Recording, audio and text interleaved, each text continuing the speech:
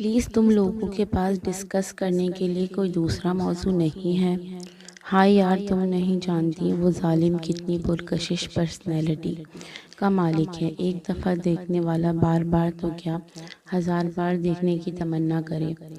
سومیہ دل پر ہاتھ رکھ کر بڑے ہی والہانہ انداز میں بولی، اور اس کی صدا پر سوائے لائبہ کے سبھی کھلکھلا کر ہنس پڑی۔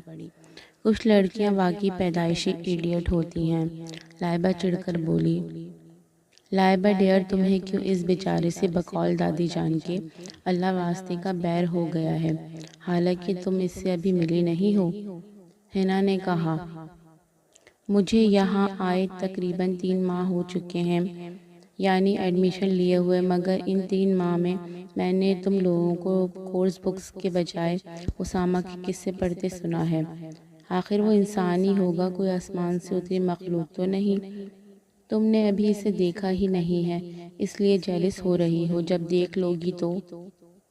شٹ اپ، میں کوئی بیہودہ بات سننا پسند نہیں کروں گی۔ لائبہ بڑے غصے سے اس کی بات کاٹ کر بولی۔ پنک کلر کی کرتا سوٹ میں اس کا گلابی رنگ سرخ ہو گیا تھا۔ اوکے چھوڑو اس ٹاپک کو، چلو کولڈ ڈرنک اور برگر منگواتے ہیں۔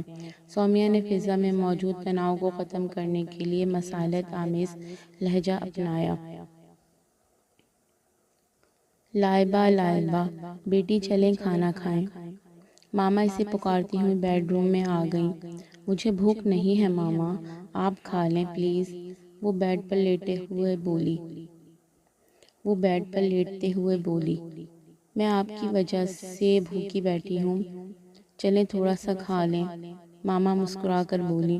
نو ماما پلیز، مجھے ڈسٹرب نہ کریں، آپ کھا لیں، وہ بیزاری سے کروٹ بدل کر بولی۔ ماما نے اس کی بھیگی ہوئی پلکیں دیکھیں تو فوراً اس کے نزدیک بیٹھ گئیں۔ کیا بات ہے ماما کی جان، یونیورسٹی میں کسی سے جھگڑا ہو گیا؟ وہ اس کی ریشمی بالوں میں انگلیاں پھیرتی ہوئی پریشانی سے بولی۔ نہیں ماما، مجھے جھگڑا کرنے کی عادت کہاں ہے، پھر بھی میری جان کوئی بات تو ہے؟ ماما نامعلوم کیوں میں سیلفش خود غرض ہوتی جا رہی ہوں۔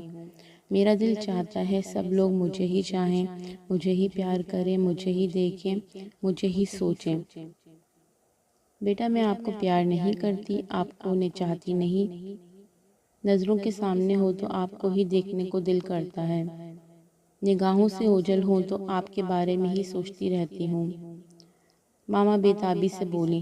ماما آپ کی محبت میرے ترسے ہوئے دل کے لیے ایک قطرے کی حیثیت رکھتی ہے، جبکہ مجھے اپنی پیاس بجھانے کے لیے سمندر چاہیے۔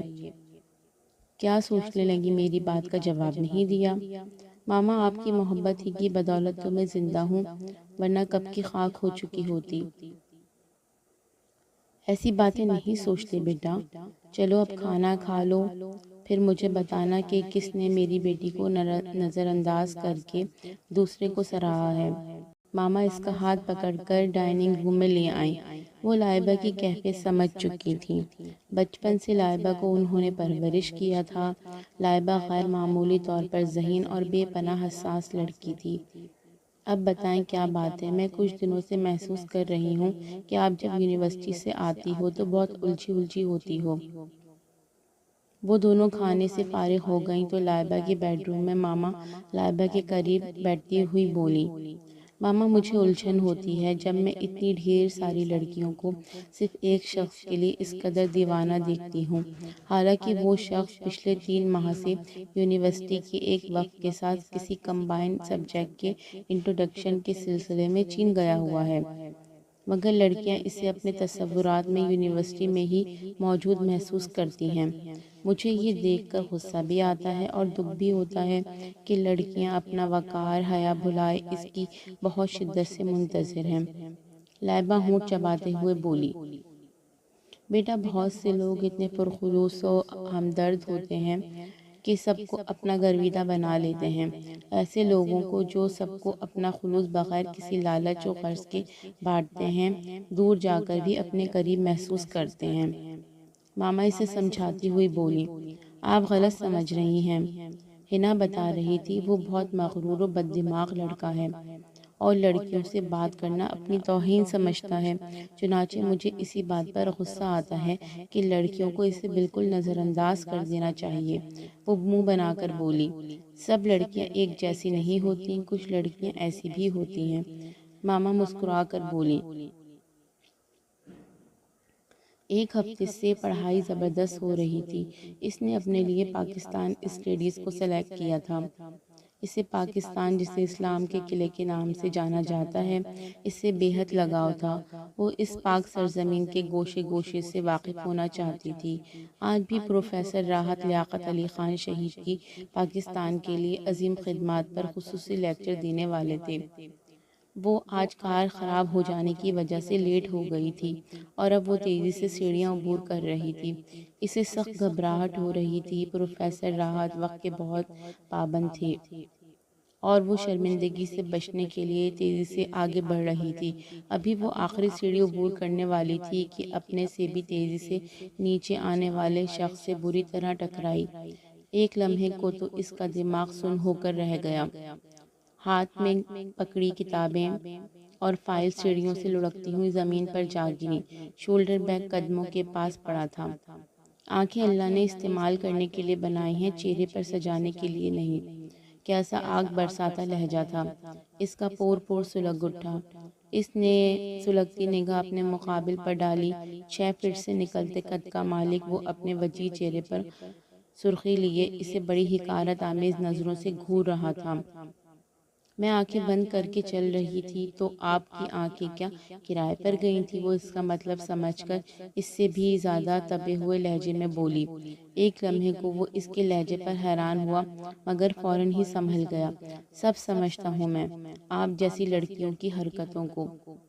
آپ کا مطلب ہے میں جان بوجھ کر آپ سے ٹکرائی ہوں؟ غصے کی شدت سے اس کا نازک بدن کانپ اٹھا۔